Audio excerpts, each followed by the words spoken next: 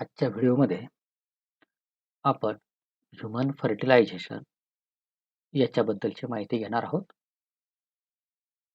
मित्रांनो, ही कन्सेप्ट आपल्याला समजण्यासाठी मेल गॅमेट म्हणजे स्पर्म आणि फिमेल गॅमेट म्हणजे एग किंवा ओहम याचं स्ट्रक्चर आपल्याला माहीत असणं अत्यंत आवश्यक आहे.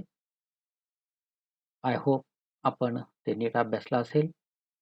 तर मग आपण सुरुवात करूया फर्टिलायझेशन या टॉपिकला. मिनिंग अगदी इझी आहे, सर्वांना माहिती असेलच. हे आपल्या स्क्रीनवरती दिसतंय आपल्याला. This is the female gamete and this is the male gamete sperm, and the fusion of male and female gametes is simply known as the fertilization. Definition: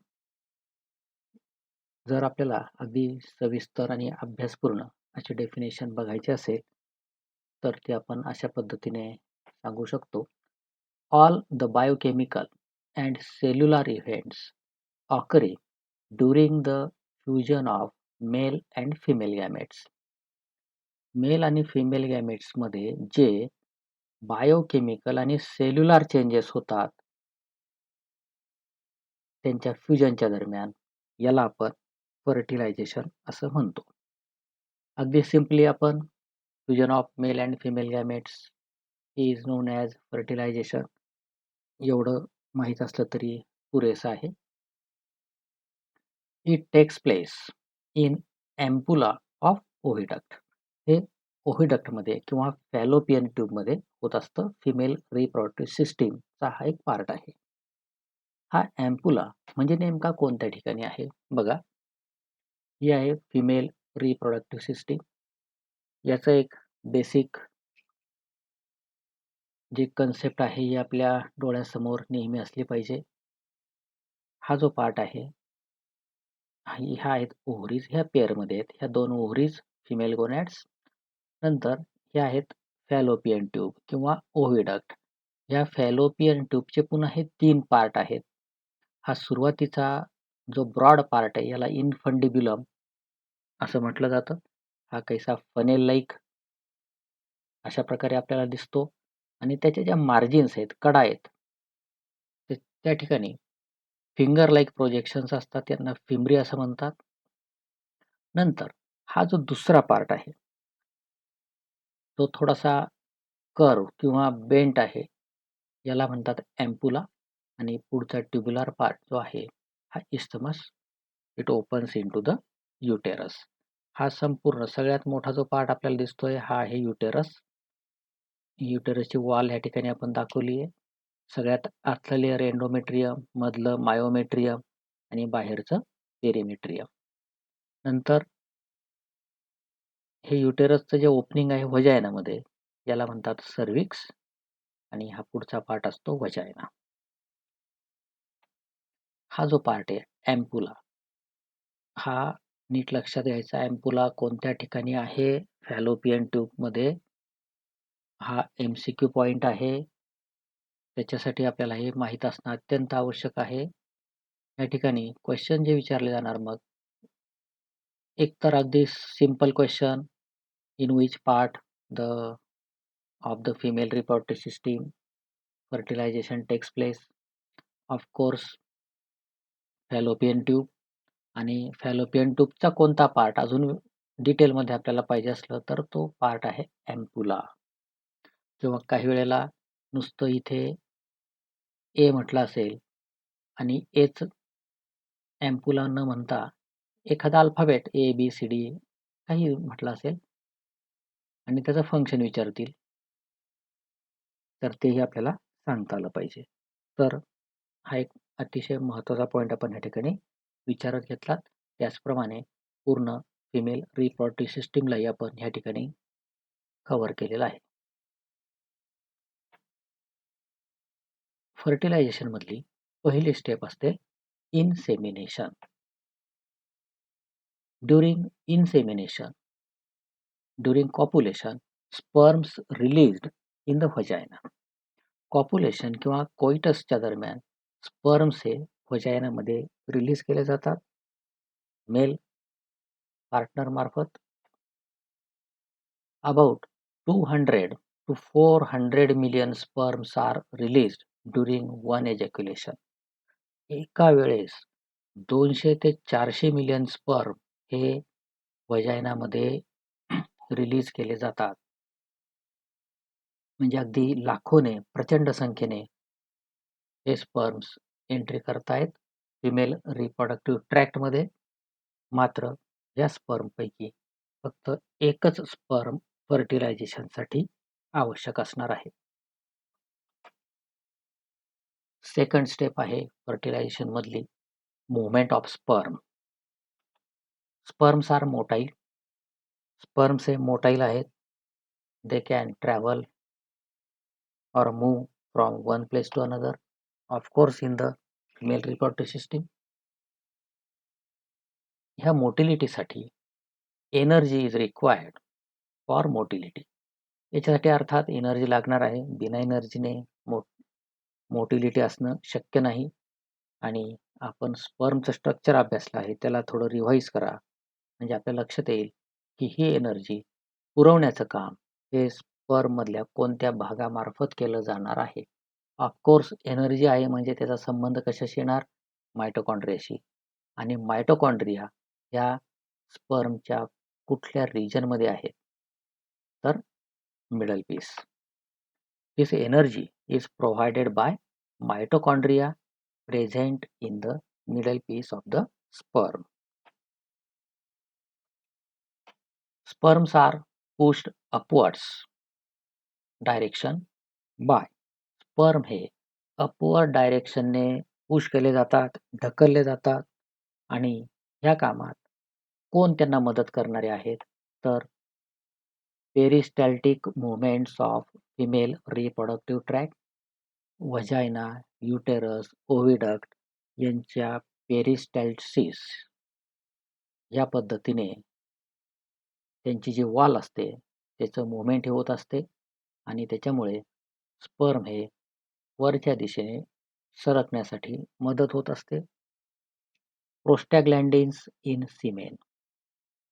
जे सिमेन एजॅक्युलेट केलं गेलं मेल मार्फत व्हजायनामध्ये, त्या सिमेनमध्ये प्रोस्टॅग्लॅन्डिन नावाचं एक कंटेंट असतं.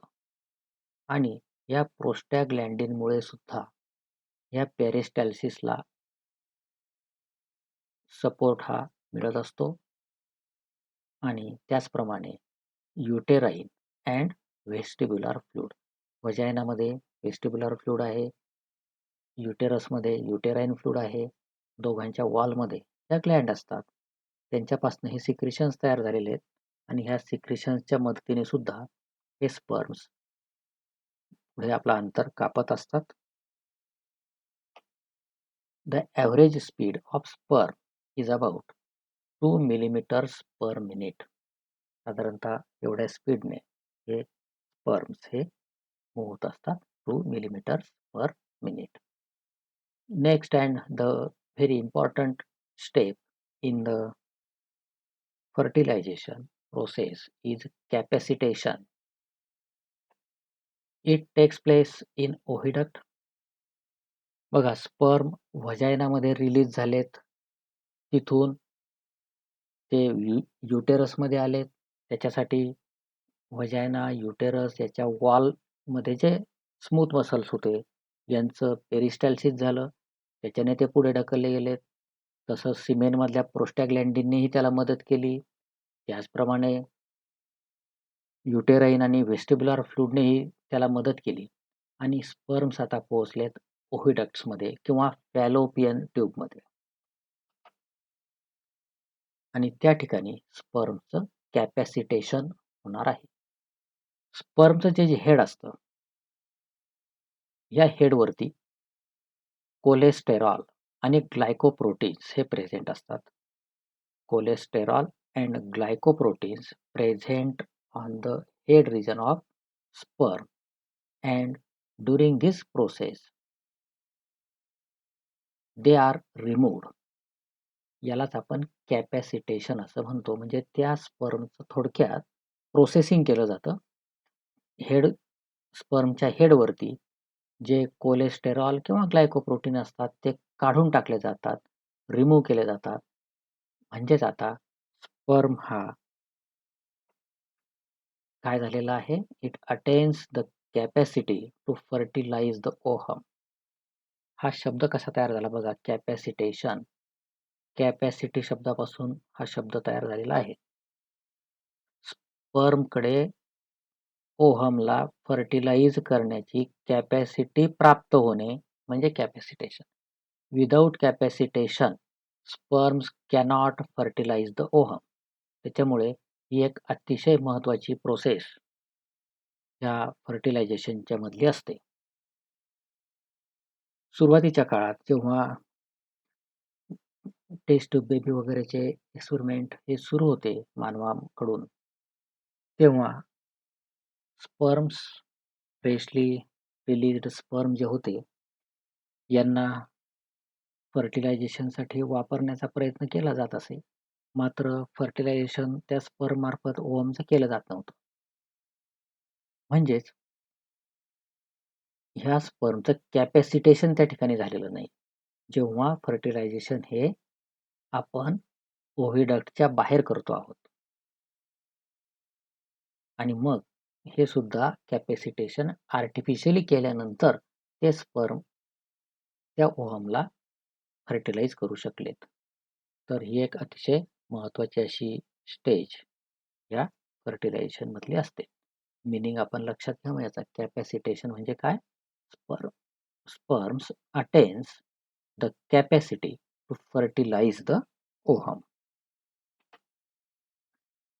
Next step is chemoattraction.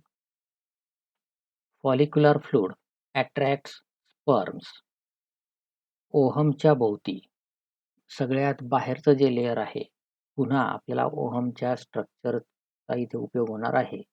सगळ्यात बाहेरचं जे लेयर असतं करोना रेडिएटा, या करोना रेडिएटामध्ये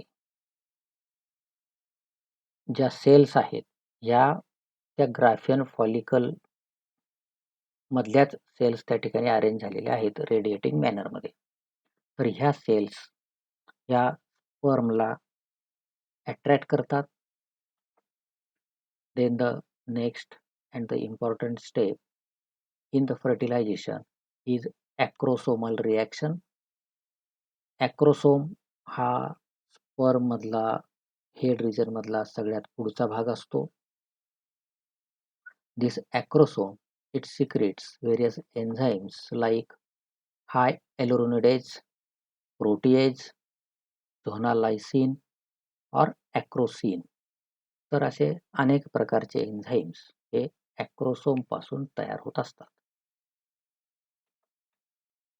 ॲक्रोसोमल रिॲक्शन ही कशा पद्धतीने घडत असते? तर बघा, पहिल्या स्टेपमध्ये जे हाय ॲल्युमिनेज अँड करोना पेनिट्रेटिंग एन्झाईम्स ते डिझॉल्व्स करोना रेडिएटा. हे करोना रेडिएटाला डिझॉल्व करतात. बघा, पुन्हा आपल्याला इथे ओहमचं स्ट्रक्चर माहीत असणं गरजेचं आहे. करोना रेडिएटामध्ये ज्या सेल्स आहेत, ह्या cells they are cemented together by a substance called hyaluronic acid. Corona रेडिएटाच्या सेल्सला एकत्र ठेवण्याचं काम हे हाय ॲल्युरॉनिक ॲसिड करत असतं. आणि ॲक्रोसोम जे एन्झाईम तयार करणार त्याचं नाव आहे हाय ॲल्युरोनिडेज. आणि करोना पेनिट्रेटिंग एन्झाईम हे त्या हाय ॲल्युरॉनिक ॲसिडला डिझॉल्व करतात. म्हणजे पहिलं जे लेयर आहे ओहमचं, हे स्पर्मने आता ब्रेक केलं. पहिला अडथळा त्याने पार पाडला. Sperm head has acidic protein called anti-fertilizin. स्पर्मच्या हेड रिजनमध्ये फर्टिलायझिन नावाचं प्रोटीन, अँटी-फर्टिलायझिन नावाचं प्रोटीन असतं.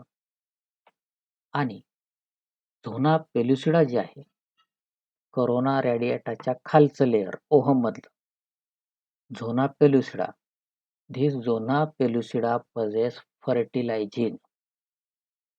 त्याचप्रमाणे या झोना पेलुसिडामध्ये काही रिसेप्टार प्रोटीन असतात.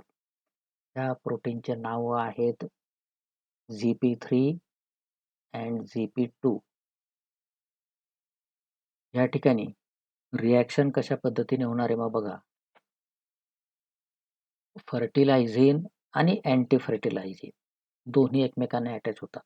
जसं की आपण बघितलं अँटीजेन आणि अँटीबॉडी जसे एकत्र येतात त्याच पद्धतीने इथे फर्टिलायझिन आणि अँटी फर्टिलायझिन, त्याच्यामुळे तो स्पर्म अटॅच होतो ओव्हमला, झोना पेलुसिडाला. आणि म्हणूनच त्या झोना पेलुसिडाच्या सरफेसवरती अजून काही रिसेप्टार प्रोटीन प्रेझेंट असणं गरजेचं असतं. हे नीट लक्षात घ्या, पुढच्या माहितीमध्ये आपल्याला याचा उपयोग होणार आहे. तसंच ही जी रिॲक्शन आहे फर्टिलायझिन आणि अँटी फर्टिलायझिन दोघांचं जे कॉम्बिनेशन किंवा अटॅचमेंट आहे, it is highly species specific. हे स्पीसीज स्पेसिफिक आहे, म्हणजे विशिष्ट स्पीसीजचा. आता आपण ह्युमन फर्टिलायझेशन अभ्यासतो आहोत, तर फक्त ह्युमन स्पर्म याच्यामध्येच हे अँटी फर्टिलायझिन असेल की ते ह्युमन ओव्हमच्या झोना पेलुसिडावरती असलेल्या फर्टिलायझिन बरोबर अटॅच होऊ शकेल. म्हणजे दुसऱ्या ॲनिमलचे स्पर्म्स जर त्या ठिकाणी आपण इंट्रोड्यूस केले आर्टिफिशियली तरी सुद्धा हे अटॅचमेंट होणार नाही. तर अशा पद्धतीने हे जे अटॅचमेंट आहे मग फर्टिलायझिन आणि अँटी फर्टिलायझिन मधलं हे स्पीसीज स्पेसिफिक अशा प्रकारचं असतं. नंतर झोना लायसिन जे तयार होतं ॲक्रोसोम पासूनच, आपण ॲक्रोसोमल रिॲक्शनच अभ्यासतो आहोत. This zona lysin or acrosin it dissolves zona pellucida. ते झोना पेलुसिडाला डिझॉल्व करतं हे एन्झाईम. नंतर काही एन्झाईम्स असतात प्रोटीएज टाईप, प्रोटीनला डायजेस्ट करणारे, दे डिझॉल्व व्हायटेलाइन मेम्ब्रेन. एकचं जे सगळ्यात आतलं मेम्ब्रेन आहे ते आहे व्हायटेलाइन मेम्ब्रेन. बघा मग ह्या ठिकाणी अशा पद्धतीने ओहमचे 3 लेयर्स हे डिझॉल्व केले गेले. करोना रेडिएटा, त्याच्यानंतर झोना पेलुसिडा आणि सगळ्यात शेवटी व्हायटेलाइन मेम्ब्रेन किंवा एग मेम्ब्रेन किंवा plasma membrane egg. Now acrosome is lost. आता ॲक्रोसोमचं काम नाही, ॲक्रोसोमने सगळे एन्झाईम रिलीज केले, ॲक्रोसोम आता डिसइंटिग्रेट होऊन गेला. त्याच्यामुळे हेडचा जो उर्वरित भाग होता हा आता व्हायटेलाइन मेम्ब्रेनच्या कॉन्टॅक्टमध्ये येणार आहे. Cell membrane of sperm touches the vitelline membrane of ovum. दोघं जे सेल मेम्ब्रेन आहेत ओव्हम आणि स्पर्मचे, आता हे दोन्ही एकमेकांना टच झाले आणि हा एक मॅजिकल टच आहे.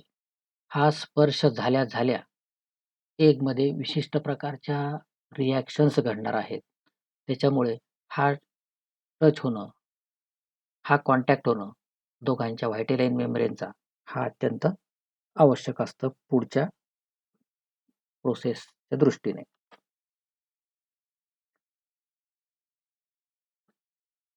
बघा आपण या ठिकाणी डायग्राममध्ये एकदा थोडंसं रिवाइज करूया. हा स्पर्म हेड, हे पुढचा ॲक्रोसोम. आता याने झोना पेलुसिडाला या ठिकाणी टच केलेला आहे. हे झोना पेलुसिडा ही पहिली स्टेप. नंतर ॲक्रोसोमल रिॲक्शन, हे लायटिक एन्झाईम्स ॲक्रोसोमने रिलीज केले. त्याच्यामुळे झोना पेलुसिडाचं पेनिट्रेशन हे कंप्लीट झालं. या ठिकाणी हा स्पर्म पुढे सरकला. नंतर हे जे सगळ्यात आतलं लेअर होतं हे होतं व्हायटेलाइन मेम्ब्रेन. तिथपर्यंत हा स्पर्म पोहोचलेला आहे. आता दोन्ही प्लाझ्मा मेम्ब्रेन फ्यूज झालेत, फ्यूज्ड प्लाझ्मा मेम्ब्रेन्स. हे प्लाझ्मा मेम्ब्रेन फ्यूज झालेत. आता हे जे न्यूक्लियस आहे स्पर्म मधलं न्यूक्लियस, हे एकच्या मध्ये त्याची एंट्री झालेली आहे, एंट्री ऑफ स्पर्म न्यूक्लियस. आणि त्याच्यानंतर या कॉर्टिकल रिॲक्शन्स होणार आहेत. कॉर्टिकल रिॲक्शन्स ही याच्यानंतरची स्टेप आहे फर्टिलायझेशन मधली.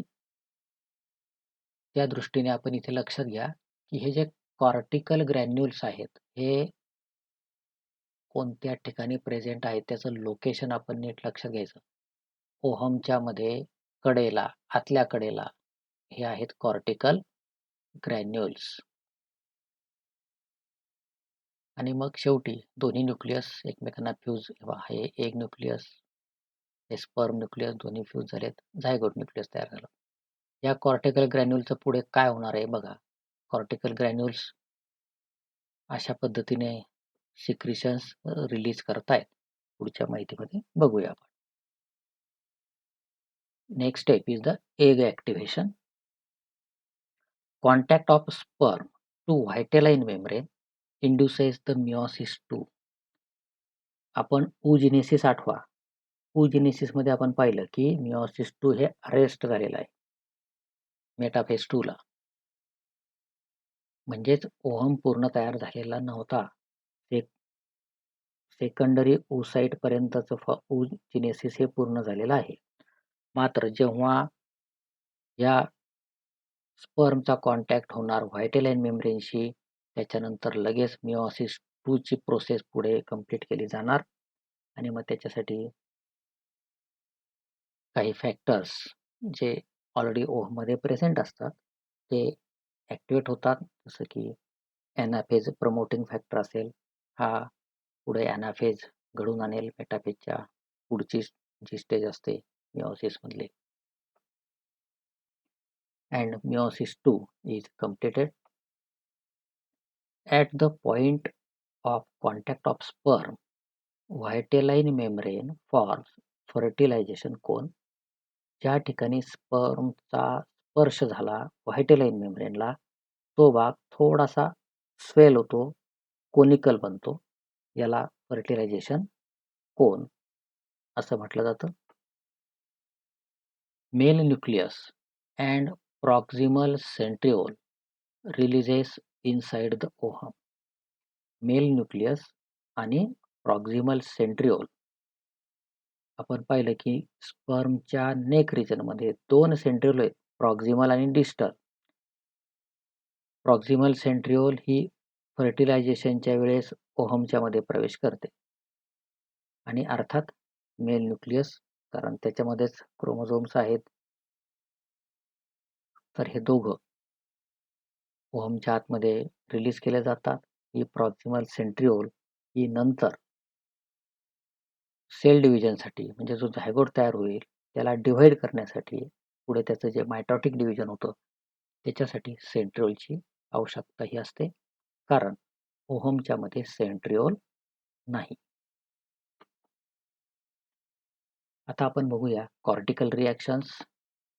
Cortical granules present at the inner periphery of ovum. Location मी तुम्हाला दाखवलं कॉर्टिकल ग्रॅन्युल्सचं. ओहमच्या इनर पेरिफेरी, आतल्या कडेला कॉर्टिकल ग्रॅन्युल्स हे प्रेझेंट असतात. Cortical granules contain lysosomes. ह्या कॉर्टिकल ग्रॅन्युल्सच्या आतमध्ये लायसोसोम्स आहेत. These lysosomes they contain certain enzymes. ह्या लायसोसोम्स मध्ये विशिष्ट प्रकारचे एन्झाईम्स आहेत. These enzymes are released in between vitelline membrane and zona pellucida. आपण त्या डायग्राम मध्ये बघितलं कॉर्टिकल ग्रॅन्युल्स हे रप्चर झाले, त्याच्यातनं एन्झाईम्स बाहेर टाकले गेले आणि त्या एन्झाईमचा नेमका इफेक्ट काय होणार आहे, तर zona pellucida it becomes hard. Zona pellucida हा हार्ड बनतो. याच्यामुळे काय होणार, this prevents entry of another sperms, thus polyspermy is avoided. बघा, एका स्पर्मची एंट्री झालेली आहे, आता नवीन स्पर्म ची एंट्री व्हायला नको, म्हणून एका स्पर्मची एंट्री झाल्याबरोबर लगेच काय झालं, झोना पेलुसिडाला त्याचं केमिकल नेचर हे बदललं. ह्या कॉर्टिकल रिॲक्शन्समुळे कॉर्टिकल ग्रॅन्युल्स मध्ये असलेल्या एन्झाईम्समुळे. त्याच्यामुळे आत्ता नंतर कितीही स्पर्म त्या ठिकाणी आले तरी ते झोना पेलुसिडाला ब्रेक करू शकणार नाहीत. कारण आता झोना पेलुसिडाचं केमिकल स्ट्रक्चर बदललेलं आहे आणि ह्या झोना पेलुसिडाला ब्रेक करू शकणारे एन्झाईम्स स्पर्मकडे आता अवेलेबल नाहीत. दुसरा अजून एक इफेक्ट काय होतो बघा. It also deactivates the receptor proteins on the surface of zona pellucida.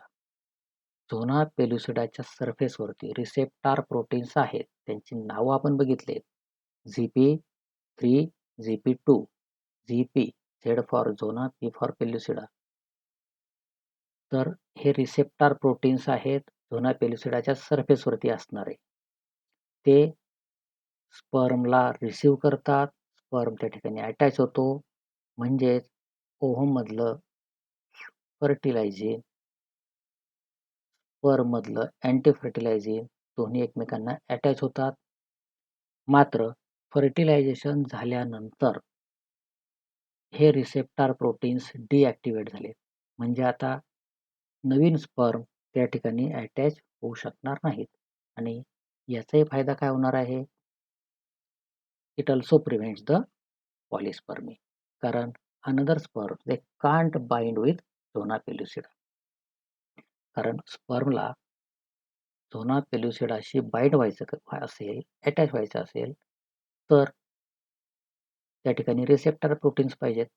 आणि हे रिसेप्टर प्रोटीन जर आता डिॲक्टिवेट झालेले असतील तर दुसरा स्पर्म त्या ठिकाणी बाइंड होऊ शकणार नाही आणि अशा पद्धतीने polyspermy, poly means many, many sperms cannot enter inside the ovum. Then the next step in the fertilization is syngamy. Male and female chromosomes, they are intermixed. दोन्ही क्रोमोझोम्स दोन्ही पॅरेंट्सचे इंटरमिक्स होतात. कारण दोन्ही गॅमेट्स हे हॅप्लॉइड होते आपण पाहिलं. दोघांच्या मध्ये 23 क्रोमोझोम्स आहेत. आता दोघांचे क्रोमोसोम्स इंटरमिक्स झालेत. याला एम्फिमिक्सिस असं म्हटलं जातं. क्रोमोझोम्स दोघांचे मिक्स होणं. आणि याचा परिणाम म्हणजे zygote or synkaryon is form which is diploid. तर अशा पद्धतीने झायगोट किंवा सिन कॅरिऑन हा तयार झाला जो डिप्लॉइड आहे. या झायगोटचं पुढे काय होणार हे आपण नेक्स्ट व्हिडिओमध्ये बघणार आहोत. या ठिकाणी आपण एक GIF बघूया की कशा पद्धतीने या स्पर्मची मुवमेंट ही होते आहे. इथे आपण वेगवेगळ्या स्टेप्स दाखवलेल्या आहेत. याने हा करोना रेडिएटरला बाहेरच्या लेअरला फ्यूज करतोय. नंतर हे झोना पेलुसिडाला फ्यूज करतायत आणि नंतर हा जो स्पर्म आहे ह्या स्टेप्स आपण दाखवल्यात. हा एका वेळेस एकच स्पर्म हे काम करणार आहे. मात्र आपल्याला एकाच ठिकाणी त्या स्टेप्स कळाव्यात म्हणून आपण हे समजून घ्या. आणि मग हे मेल न्यूक्लियस आतमध्ये रिलीज केलं जाणार. एक कॉर्टिकल ग्रॅन्युल्स या ठिकाणी आपल्याला दिसत आहेत आतल्या पेरिफेरी रिजनमध्ये. शेवटी आपण बघूया सिग्निफिकन्स ऑफ फर्टिलायझेशन. पहिलं सिग्निफिकन्स म्हणजे डिप्लॉइड कंडिशन इज रिस्टोर्ड. कारण दोन्ही गॅमेट्स हे हॅप्लॉइड होते. फर्टिलायझेशनचा रिझल्ट म्हणजे झायगोट तयार झाला की जो डिप्लॉइड आहे आणि त्याच्यापासून डिप्लॉइड ऑर्गॅनिझम हा तयार केला जाईल. Sex of the offspring is determined. बघा फर्टिलायझेशनच्या वेळेसच जो झायगोट तयार झाला त्याच्यापासून पुढे जो एम्ब्रिओ तयार होणार आहे किंवा जे पुढे ऑफस्प्रिंग तयार होणार आहे त्याचं सेक्स हे फर्टिलायझेशनच्या वेळेसच निश्चित केलं जात असतं. जर स्पर्म जो फर्टिलाइज करणारा स्पर्म आहे त्याच्यामध्ये X क्रोमोझोम असेल तर फिमेल चाइल्ड जन्माला येईल. आणि वाय क्रोमोझोम असलेला स्पर्म जर एगला फर्टिलाइज करत असेल तर मेल चाइल्ड हे जन्माला येईल. म्हणजेच sex of the offspring is determined at the time of fertilization. Meiosis II in the process of oogenesis is completed. जे oogenesis अरेस्ट झालं होतं, अर्धवट बंद पडलं होतं, ते फर्टिलायझेशनमुळेच पूर्ण होऊ शकलं. Centriole is introduced in the ovum, which is necessary for further cell division. Centriole ओहममध्ये नव्हती. ती सेंट्रिओलची एंट्री फर्टिलायझेशनमुळेच होऊ शकली ओहमच्या मध्ये, जी पुढे सेल डिव्हिजनसाठी आवश्यक असणार आहे. आणि सगळ्यात महत्त्वाचं म्हणजे genetic material of both parents intermixed. दोन्ही पॅरेंट्सचं जेनेटिक मटेरियल, जीन्स किंवा क्रोमोझोम्स हे मिक्स झालेत. This is responsible for variations and ultimately the evolution. याच्यामुळे जो पुढे ऑफस्प्रिंग तयार होणार आहे, हा ऑफस्प्रिंग त्याचे दोन्ही पॅरेंट्स, अगदी तो मदर प्रमाणे पण नसेल किंवा फादर प्रमाणे पण नसेल, कारण दोघांचे जीन्स त्याच्यामध्ये मिक्स झालेत. म्हणजे दोघांच्या पेक्षा तो वेगळा आहे. वेगळा असणं म्हणजे व्हेरिएशन्स असणं, आणि ह्या व्हेरिएशन्समुळेच उत्क्रांती, इव्होल्युशन हे होत असतं. म्हणजेच फर्टिलायझेशनचा एक अत्यंत महत्त्वाचा रोल हा इव्होल्युशनच्या प्रोसेसमध्ये सुद्धा निश्चितपणे असतो. झायगोट तयार झाला, याचं पुढे काय होणार हे आपण नेक्स्ट व्हिडिओमध्ये बघणार आहोत. मात्र व्हिडिओला लाईक, शेअर आणि चॅनेलला सबस्क्राईब करायला विसरू नका. धन्यवाद. भेटूया पुढच्या व्हिडिओमध्ये.